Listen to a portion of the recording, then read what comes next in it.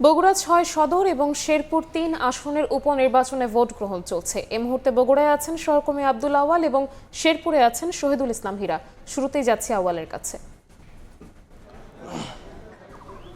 প্রধানমন্ত্রী তারেক রহমানের ছেড়ে দেওয়া আসন বগুড়া ৬ সদরে সকাল ৭:৩০ থেকে ভোট গ্রহণ শুরু হয়েছে। সকাল থেকেই ভোটাররা কিন্তু লাইনে দাঁড়িয়ে এই যে ভোট কেন্দ্রগুলো রয়েছে সেই ভোট কেন্দ্রগুলোতে আসছেন এবং তারা আসলে শৃঙ্খলা মেনেই কিন্তু ভোট দিচ্ছেন এবং ইতিমধ্যেই বগুড়ার যেই এই জেলা বিএনপি সভাপতি ও বগুড়া ৬ সদর আসনে যিনি প্রার্থী আছেন রেজাউল করিম বাদশা, তিনি হাসনা জাহান ভান্ডারী উচ্চ বিদ্যালয়ে কিন্তু ভোট দিয়েছেন এবং এরপরে কিন্তু তিনি গণমাধ্যমের সঙ্গে কথা বলেছেন এবং তিনি আসলে গণমাধ্যমের সঙ্গে কথা বলার সময় সুষ্ঠু এবং অবাধ নিরপেক্ষ একটি ভোটের প্রত্যাশা করেছেন। পাশাপাশি কিন্তু তিনি আসলে নিরঙ্কুশ ভোটে আসলে এই আসনটি থেকে জয়ের ব্যাপারে তিনি প্রত্যাশা জ্ঞাপন করেছেন। এছাড়াও যিনি জামাত ইসলামের প্রার্থী রয়েছেন আবিদুর রহমান সোহেল, তিনি কিন্তু বগুড়া শহরের যেই জামতলা সরকারি প্রাথমিক বিদ্যালয় রয়েছে সেখানে কিন্তু তিনি তার নিজের ভোটটি দিয়ে প্রশাসনের কাছে অবাধ সুষ্ঠু এবং নিরপেক্ষ নির্বাচনের দাবি জানিয়ে কিন্তু আসলে তিনিও জয়ের ব্যাপারে আশাবাদ ব্যক্ত করেছেন। এছাড়াও আরেকজন যিনি প্রার্থী আছেন তিনি কিন্তু নির্বাচনী প্রচারণার মাঠে যেমন ছিলেন না, আজকে ভোটের মাঠেও কিন্তু তাকে আসলে সেভাবে দেখা যায়নি এবং ইতিমধ্যেই কিন্তু যেমনটি বলছিলাম যে ব্যালটের মাধ্যমে ভোটাররা তাদের যে ভোট গ্রহণ সেটি কিন্তু শুরু করেছে এবং প্রিজাইডিং অফিসাররা বলছেন যে বেলা বাড়ার সঙ্গে সঙ্গে কিন্তু আসলে ভোটারদের উপস্থিতি বাড়বে, যেহেতু পৌর এলাকা সেখানে যত বেলা গড়াবে তত ভোটারদের উপস্থিতি বাড়বে এবং বগুড়া ৬ সদর আসন যেটি এটি মূলত আসলে বগুড়া সদর উপজেলার 11টি ইউনিয়ন ও বগুড়া পৌরসভার 21টি ওয়ার্ড নিয়ে এই আসনটি গঠিত। এই আসনে মোট 4,54,000 ভোটার যারা আছেন তারা 151টি ভোট কেন্দ্র পোস্টাল ব্যালট সহ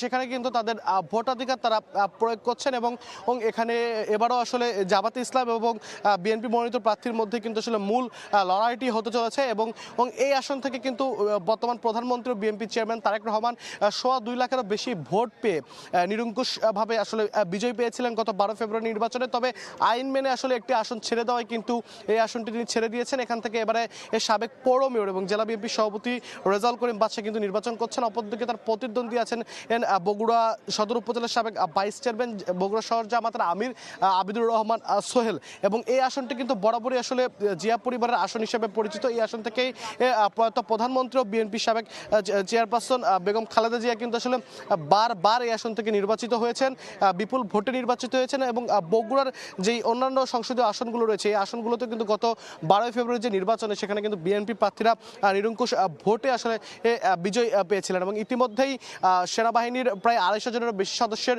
12টি ইউনিট, এর পাশাপাশি কিন্তু বিজিবির 8 প্লাটুন এবং র্যাব, পুলিশ, আনসার ব্যাটালিয়ন সহ আর্ম পুলিশের সদস্যরা কিন্তু আসলে এখানে আইন শৃঙ্খলা রক্ষায় তাদের যে টহল কার্যক্রম সেটি কিন্তু তারা আসলে চালিয়ে যাচ্ছেন এবং প্রশাসনের পক্ষ থেকে বলা হচ্ছে অবাধ সুষ্ঠু এবং নিরপেক্ষ ভোট করতে কিন্তু আসলে সব ধরনের প্রস্তুতি তারা ইতিমধ্যেই সম্পূর্ণ করেছেন এবং বেলা যত গড়াবে প্রত্যাশা করা হচ্ছে ভোটারদের উপস্থিতিও কিন্তু এখানে তত বাড়তে থাকবে। তো বগুড়া থেকে উপনির্বাচনের নিয়ে এই ছিল আমার কাছে সর্বশেষ।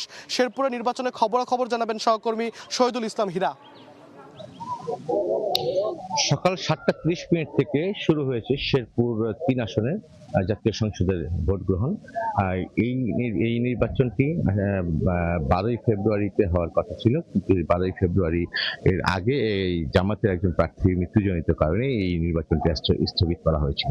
আমরা লক্ষ্য করেছি সকাল থেকেই শেরপুরের 3 আসনের বিভিন্ন এলাকায় সেনাবাহিনী, বিজিবি, র্যাব, পুলিশের টহল টিম ঘোরাফেরা করছেন। তা কিন্তু আসলে নিচ্ছিদ্র নিরাপত্তা দিচ্ছেন। তা আমরা পুলিশ কর্মকর্তাদের সাথে কথা বলেছি, তারা আমাকে জানিয়েছেন শেরপুর 3 আসনের ভোটকে সুষ্ঠু, অবাধ এবং নিরপেক্ষ করার স্বার্থে কিন্তু তারা যা যা করা প্রয়োজন তাই করছেন। তারা এই সকাল থেকে আমরা লক্ষ্য করেছি 7:30 আগে থেকে কিন্তু আসলে ভোটাররা লাইন ধরে কিন্তু সুশৃঙ্খলভাবে ভোট দিচ্ছেন এবং ভোট যারা গ্রহণ করছেন তারা কিন্তু সুশৃঙ্খলভাবে ভোট গ্রহণ করছেন। আমরা লক্ষ্য করেছি প্রত্যেকটি কেন্দ্রে কিন্তু আসলে সিসি ক্যামেরা লাগানো হয়েছে। যতগুলো কক্ষ রয়েছে প্রত্যেকটি কক্ষে সিসি ক্যামেরা লাগানো রয়েছে, এমনকি বাহিরেও বেশ কয়েকটি করে সিসি ক্যামেরা লাগানো হয়েছে। অর্থাৎ ভোটকে সুষ্ঠু এবং নিরপেক্ষ করার জন্য যতটা নিরাপত্তা ব্যবস্থা গ্রহণ করা দরকার কর্তৃপক্ষ কিন্তু আসলে ততটা নিরাপত্তা ব্যবস্থা গ্রহণ করেছেন। আমরা জানতে পেরেছি সেনাবাহিনীর দল এই আসনটিতে তারা মুভমেন্ট করছেন এবং বিজিবি 16 প্লাটুন বিজিবি আসলে মোতায়েন করা হয়েছে। র্যাবের 14টি টিম কাজ করছে। পুলিশের যারা সদস্য কেন্দ্রগুলোতে রয়েছে সেই কেন্দ্র থেকে কিন্তু আসলে এই কেন্দ্রের বাইরেও কিন্তু আসলে 31টি পুলিশের টিম কাজ করছে। র্যাবের কিন্তু 14টি টিমের মধ্যে কিন্তু একটি বোম ডিসপোজাল ইউনিটও রয়েছে আমরা জানতে পেরেছি। আমরা লক্ষ্য করেছি ভোটাররা কিন্তু আসলে সুশৃঙ্খলভাবেই লাইনে দাঁড়িয়ে ভোট দিচ্ছেন এবং সকাল থেকেই এই একটি কিন্তু আমেজের মাধ্যমে একটা উৎসবমুখর পরিবেশে কিন্তু আসলে ভোটাররা ভোট কেন্দ্রে আসেন। ভোটাররা আমরা বেশ কয়েকজন ভোটারের সাথে কথা বলছি, তারা কিন্তু আমাদেরকে জানিয়েছেন গত 17-18 বছর কিন্তু আসলে ভোটাররা তাদের পছন্দ মতো প্রার্থীকে ভোট দিতে পারেনি নানা কারণে। তো সেই কারণে কিন্তু আসলে ভোটাররা এখন কিন্তু আজকে কিন্তু উৎসবমুখর পরিবেশে ভোট দিচ্ছেন। আমরা কয়েকজন নতুন ভোটার সাথে কথা বলছি, তারা কিন্তু আসলে ভোটার হয়েছেন বেশ কয়েক বছর আগে।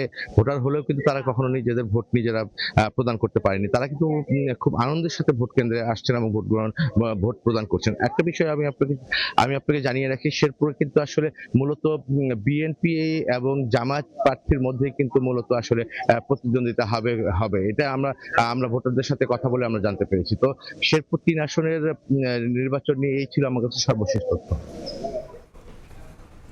উপনির্বাচনের খবর জানতে আমরা সরাসরি যুক্ত হয়েছিলাম শেরপুরে, তার আগে ছিলাম বগুড়ায়।